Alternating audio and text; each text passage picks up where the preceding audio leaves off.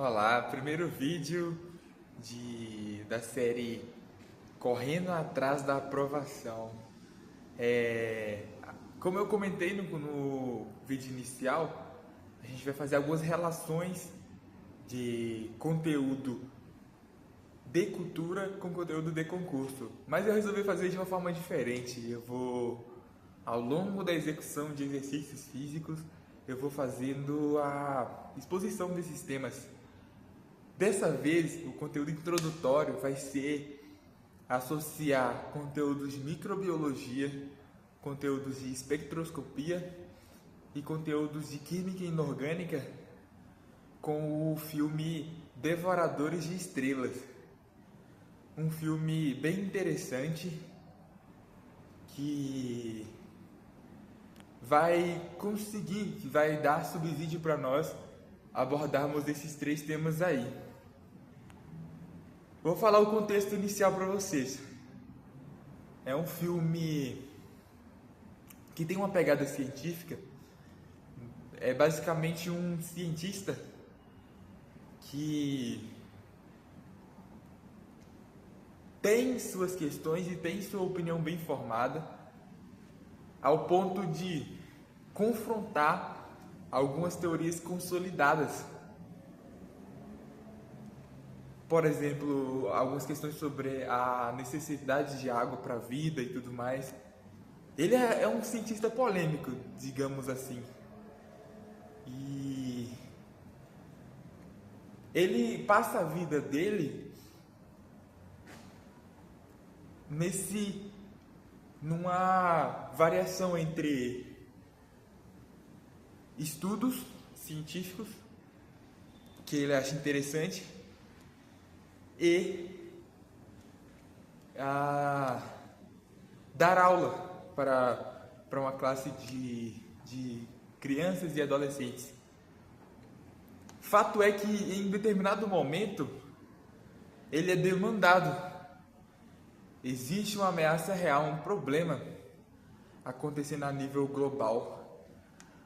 A estrela mais importante do nosso sistema solar, desse contexto fictício aí, que é o Sol, estava sofrendo uma perda de luminosidade, ou seja, estava escurecendo e estava perdendo a capacidade de iluminar o planeta, perdendo essa capacidade, meio que ela estava sendo devorada, essa luz estava sendo devorada. Eles não sabiam muito bem o porquê. Por isso, e querendo ou não, é uma ameaça pendente, uma ameaça fulminante de, em determinado ponto, ficar insustentável. Então, eles mobilizaram cientistas, no que eu digo, seriam as pessoas que encabeçam o governo. Eles ficaram interessados em descobrir como resolver esse problema, mas para resolver esse problema precisa de saber qual é esse problema. Nada melhor do que uma mão de obra científica para dar esses elementos. Então, esse professor aí, chamado Grace, foi convocado para fazer as análises. Ele analisou e chegou a algumas conclusões. Agora a gente chega ao primeiro tópico. Ele percebeu que essa substância, elemento, amostra, ela era um excelente ela absorvia a radiação infravermelha, que é fundamental para o aquecimento do planeta e para a estabilidade térmica. Não é a temperatura do planeta, ela é necessário estar estável. Não tão frio, mas também não tão quente. E se ela estava consumindo essa luminosidade, meio que absorvendo, pode dar um problema danado no futuro. Agora chegamos no tópico: o que é absorção e o que é emissão. Para ficar escuro, a gente enxerga como escuro aquilo que não volta aos nossos olhos. A luz, ela tem uma capacidade, ela tem uma lei da ela se propaga de modo linear e ela tem um retorno. Então ela é meio que recursiva, ela vai e volta. E isso é o que possibilita que nós conseguirmos ver as superfícies. A rugosidade da superfície associado ao contato de uma fonte luminosa, a fonte luminosa vai propagar esses raios luminosos, esses raios de radiação. Esses feixes lineares vão refletir nessa superfície e chegar aos nossos olhos de modo, igual eu falei para vocês, recíproco, ida e volta. E isso é o que chamamos de reflexão. É por isso que a gente consegue ver as coisas. E o que é o escuro? Se essa estrela está ficando escura, quer dizer que não está tendo a recidiva, não está tendo a reflexão. Então ela está absorvendo. A matéria ela tem a propriedade de absorver determinado comprimento de onda. E esse princípio é muito utilizado nas técnicas espectroscópicas. Não só a técnica de infravermelho, como também a de absorção, a espectroscopia de absorção atômica, a espectroscopia de emissão atômica, que vai ser tópico mais à frente, que a gente vai citar. Pronto. O primeiro ponto foi vencido.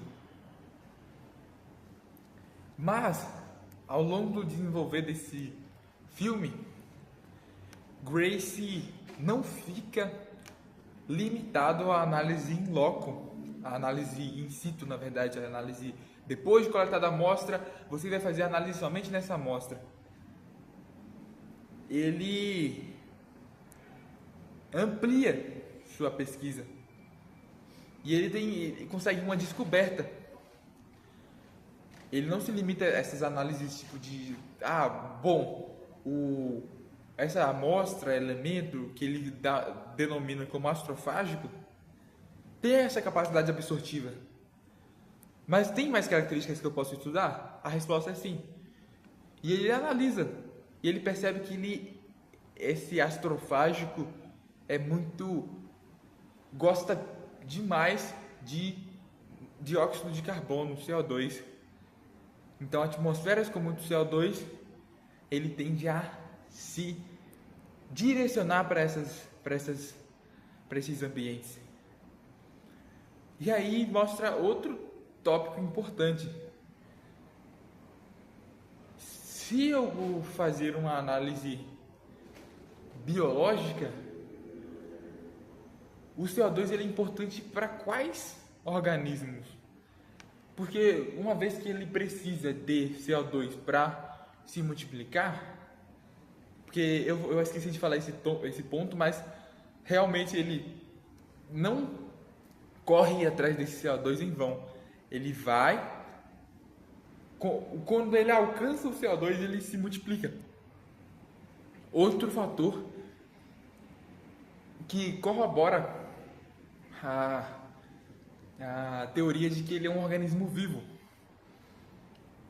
As bactérias também são assim. As bactérias elas têm suas necessidades para se multiplicar, para produzir energia. Aí entramos nesse tópico. Temos dois grandes grupos de bactérias. E as bactérias elas têm...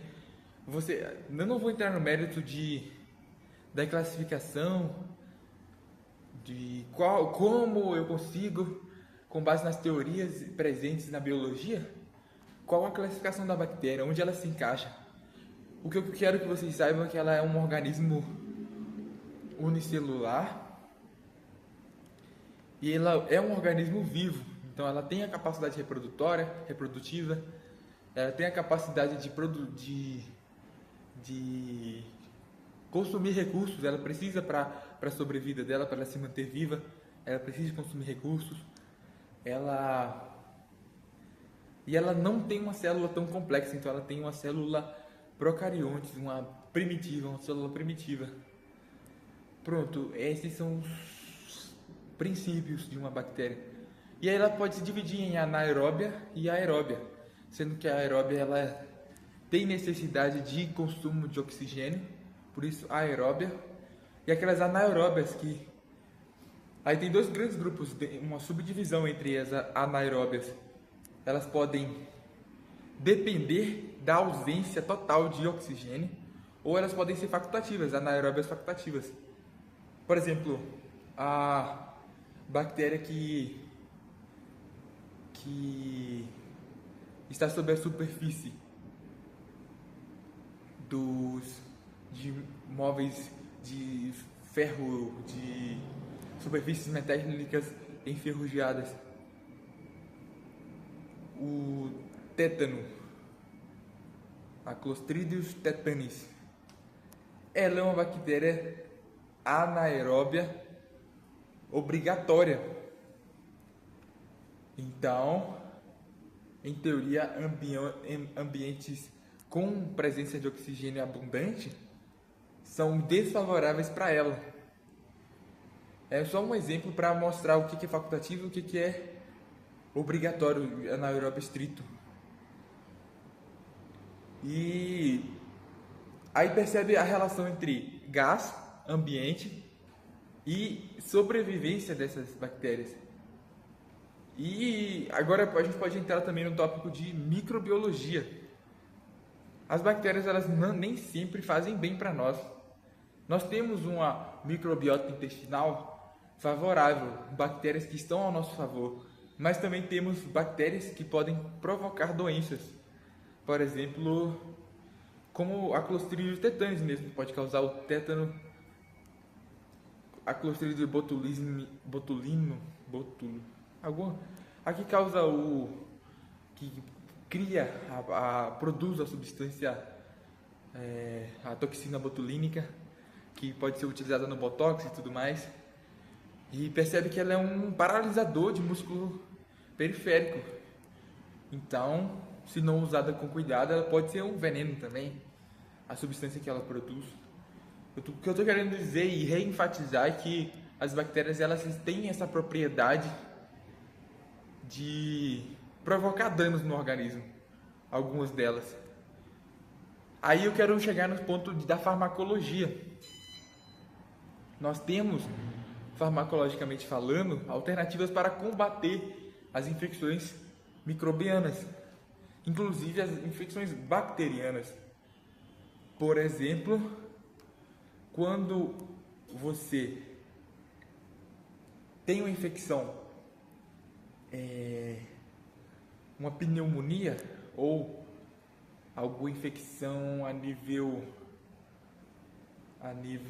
respiratório, do trato respiratório, o médico comumente recomenda a aplicação de antibacteriano, uma terapia medicamentosa para combater aquela bactéria.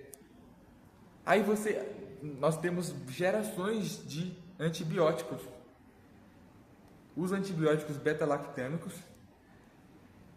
que seriam as cefalosporinas, aquelas responsáveis, elas têm estruturalmente o anel beta-lactâmico e elas combatem as bactérias no sentido de produção da parede. Aí chegamos, o que é parede celular? Nós temos duas alternativas de bactérias, as gram positivas e as gram negativas. O fato de ser gram negativa mostra que ela não tem dupla parede celular. Ela tem uma parede celular e uma membrana plasmática. Já as gram positivas, elas têm uma parede celular que encobre essa membrana plasmática. Na verdade, melhor dizendo, as bactérias gram negativas, elas têm duas membranas plasmáticas, enquanto que as bactérias gram positivas, elas têm uma membrana plasmática e uma parede celular. A parede celular geralmente é composta de carboidratos, já a membrana plasmática de fosfolipídio associada a algumas glicoproteínas. Então, a tratativa entre para combater cada uma delas é diferente. Então, as cefalosporinas, que tem o anel beta-lactêmico que combate a produção estrutural de parede celular das bactérias, é de se pressupor, é de se concluir que elas vão ter aplicação maior no combate de bactérias gram-positivas, as cefalosporinas, a primeira grande classe. E elas têm gerações também. A progressão delas tem a ver com a abrangência maior de combate antibacteriano. Não só nas positivas, mas também nas negativas, nas gram negativas. Ela tende a aumentar a sua abrangência. Aí tem a segunda grande classe, que atua mais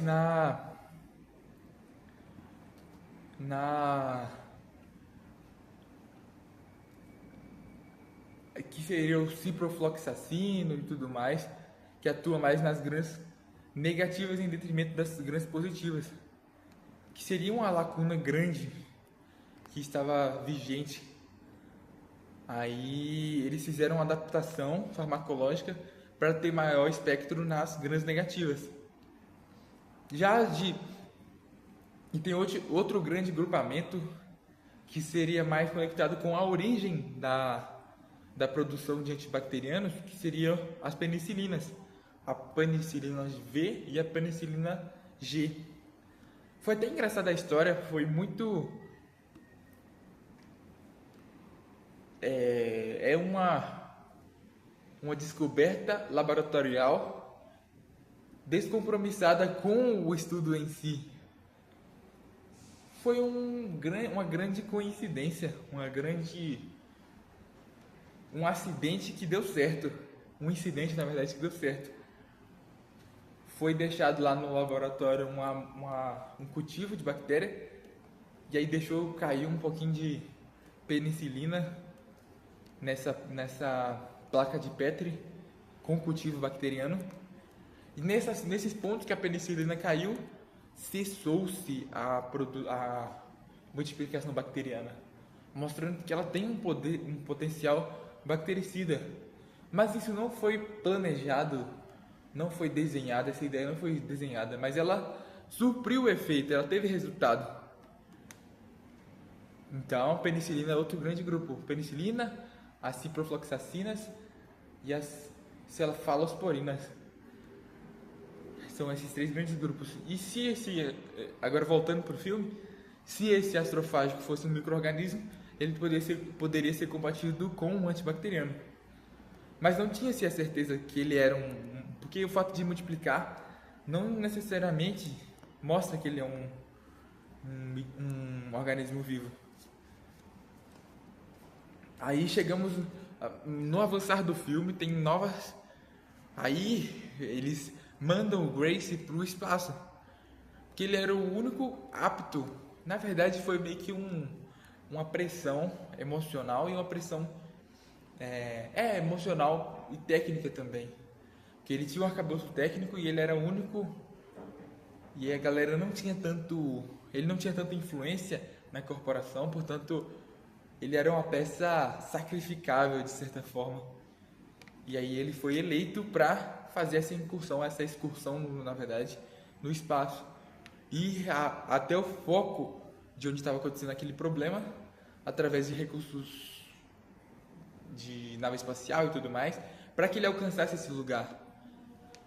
Aí ele começou a criar metodologias para sobrevivência e tudo mais, e começa a identificar um contato de um outro ser vivo de um outro planeta, que é o Rocky.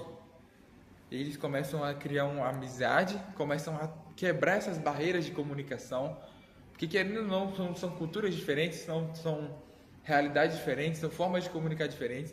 Eles começam a quebrar tudo isso.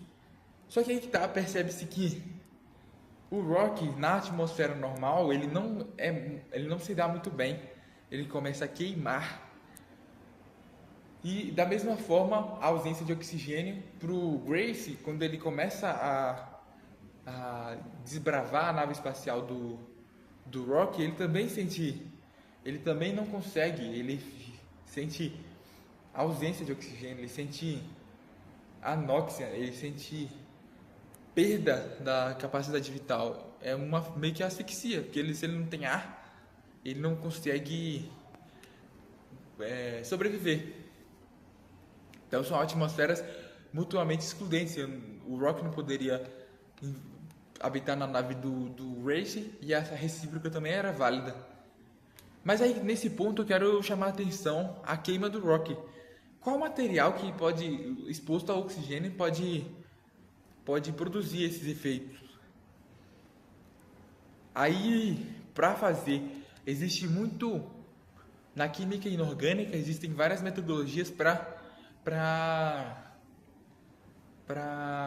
estabelecer qual material, qual metal ou qual substância inorgânica está presente ali. Alguns dos métodos são de complexação, outros métodos são de espectroscopia. E a espectroscopia ela pode ter duas vertentes, ela pode ser de absorção atômica ou ela pode ser de emissão atômica, a depender do propósito. A principal vantagem da de emissão atômica, as duas seguem o mesmo princípio. Um átomo ele é excitado, na verdade ele é individualizado, ou seja, em uma estrutura complexa tem-se a segregação daquele átomo, a atomização. E depois isso aí pode ser feito a partir de alguns métodos. A excitação por meio de chama, a excitação por meio de outras metodologias. E fato é que uma vez atomizado ele é excitado a partir de uma fonte luminosa. Ele pode ser excitado por uma lâmpada de cátodo oco, que ela é seletiva quanto ao comprimento de onda, ou ela pode ser excitada por meio de plasma indutivamente acoplado. São duas metodologias para excitação desses átomos gerados, com o princípio de eles excitarem-se, então eles vão progredir no nível energético. Todo átomo possui em seu redor, no redor do seu núcleo atômico, ele possui níveis energéticos. E esses níveis energéticos, a excitação externa pode fazer com que eles avancem a níveis energéticos maiores, e a regressão faz com que ele perda energia. Porque olha, perto do núcleo é necessário ter baixa energia e longe do núcleo é necessário ter muita energia. E se ele vai regredir de uma parte mais externa para uma parte mais interna, ele vai ter de perder essa energia de alguma forma. E ele perde em forma de radiação. Mas percebe que ele acolheu certa porção, certo comprimento de onda, e ele emitiu outro comprimento de onda. Então, essas duas vertentes podem ser estudadas. Se eu excitar uma molécula química, um átomo, ele pode emitir energia e ele pode absorver energia. E essa é a grande diferença da absorção atômica para a emissão atômica. O estudo da absorção é quando qual faixa de onda esse material absorve e qual a intensidade disso, qual é a incidência do raio luminoso, qual a diferença entre raio incidente e raio que passa até o detector. A diferença entre essas duas variáveis é o que ele absorveu. A emissão atômica é diferente. Temos um feixe de onda incidente e o que ele manda para o detector, o que ele produz de certa forma, qual comprimento de onda ele transfere para o detector. É isso que é estudado na emissão atômica. E outra grande diferença é que a absorção ela precisa de ter uma seletividade. Eu preciso de ter um comprimento de onda específico já definido. Por exemplo, eu quero estudar ferro. Beleza, eu vou fazer uma triagem desse comprimento de onda que o ferro é capaz de absorver. Então ele é mais seletivo, ele precisa de uma seletividade maior. Ele não é tão sensível. Já a emissão atômica é mais sensível, porque emite-se vários feixes luminosos com comprimentos de ondas diversos, e o que o átomo emitir vai dizer sobre ele. Então é uma análise mais que economiza tempo, porque você consegue analisar várias amostras simultaneamente, vários materiais químicos, você consegue ter uma noção geral da composição daquela amostra, a composição metálica daquela amostra. Então, para analisar o Rock, poderia pegar uma amostra da nave dele e usar a estratégia de emissão atômica, de espectroscopia de emissão atômica, para aí sim ter esse resultado. Qual material é o constituinte da nave espacial dele? Mas como ele estava num ambiente muito insalubre, ele usou outros métodos. E eu imagino que também espectroscópico, porque ele meio que pega sabe aquelas pistolas de aferição de temperatura que foi muito utilizada no tempo da Covid? Então é isso mesmo que eles utilizam para, ele utiliza, na verdade o Grace utiliza para identificar qual é o material mais abundante na nave espacial dele. E ele percebe que é o xenônio. E é isso. Basicamente nós falamos um pouco sobre microbiologia, farmacologia, química inorgânica, uma pincelada só, e métodos espectroscópicos de análise. Muito obrigado por assistirem. Eu estou fazendo o cardiozão aqui. Eu quero continuar essa série correndo rumo à aprovação. Eu não estou correndo dessa vez por limitações estruturais, mas vai ser isso a série. A gente vai pegar assuntos rotineiros do cotidiano, vamos associar com conteúdos práticos de concurso e vamos fazer tudo isso enquanto exercitamos nosso corpo. E eu quero incentivar vocês a estudar, a não ficar bitolado no estudo a tal ponto de perder a interação com esses elementos culturais que são tão importantes, são tão valiosos e tão importantes para a gente conseguir se manter de pé a longo prazo. E o terceiro ponto é incentivar vocês a exercitar o físico, porque alguns concursos demandam de teste de aptidão física. E querendo ou não, mesmo se o seu concurso não te obriga a ter um condicionamento adequado para fazer o teste físico, você vai ter somente a ganhar fazendo exercício físico, porque o seu cérebro vai ficar mais oxigenado, você vai ter mais elementos para fixar melhor o conteúdo, dormir melhor. É uma bênção. Com Deus, pessoal.